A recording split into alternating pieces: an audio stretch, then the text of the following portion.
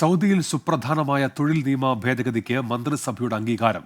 സഹോദരന്മാർ മരിച്ചാൽ ശമ്പളത്തോടുകൂടി അവധി ലഭിക്കുന്നതും പ്രസവാവധി വർദ്ധിപ്പിച്ചതും ഉൾപ്പെടെയുള്ള ഭേദഗതി 6 മാസത്തിന് ശേഷം പ്രാബല്യത്തിൽ വരും. വിവരങ്ങളുമായി ഇപ്പോൾ ജലീൽ കണ്ണമംഗലം ചേരുന്നുണ്ട്. ജലീൽ, എന്തൊക്കെയാണ് ഇതുമായി ബന്ധപ്പെട്ട വ്യവസ്ഥകൾ? ഉന്മേഷ്, സുപ്രധാനമായ തൊഴിൽ നിയമ ഭേദഗതിയാണ് സൗദി മാനവ വിഭവശേഷി സാമൂഹ്യ വികസന മന്ത്രാലയം ഇന്ന് പ്രഖ്യാപിച്ചത്. കൂടുതൽ ആകർഷകമായ തൊഴിൽ അന്തരീക്ഷം ലക്ഷ്യം വെച്ചുള്ള ഒരു പുതിയ ഭേദഗതിക്ക് സൗദി മന്ത്രിസഭ ഇന്ന് അംഗീകാരം നൽകി. ഔദ്യോഗിക ഗസറ്റിൽ പ്രസിദ്ധീകരിച്ച് 180 ദിവസത്തിന് ശേഷം, അതായത് 6 മാസത്തിന് ശേഷം ഈ നിയമം പ്രാബല്യത്തിൽ വരും. പ്രധാനമായും 10 ഭേദഗതികളാണ് ഉള്ളത്.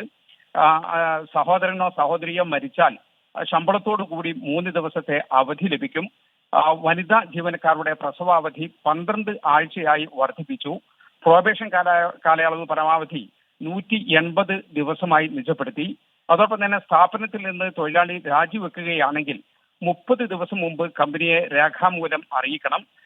ജോലിയിൽ നിന്ന് തൊഴിലാളിയെ ഈ കമ്പനി പിരിച്ചുവിടുകയാണെങ്കിൽ 60 ദിവസം മുമ്പ് കമ്പനി നോട്ടീസ് നൽകണം. എന്നാൽ ഇത് സംബന്ധമായി പ്രത്യേക കാലാവധി തൊഴിൽ കരാറിൽ പറഞ്ഞിട്ടുണ്ട് എങ്കിൽ അതായിരിക്കും ബാധകമാകുക.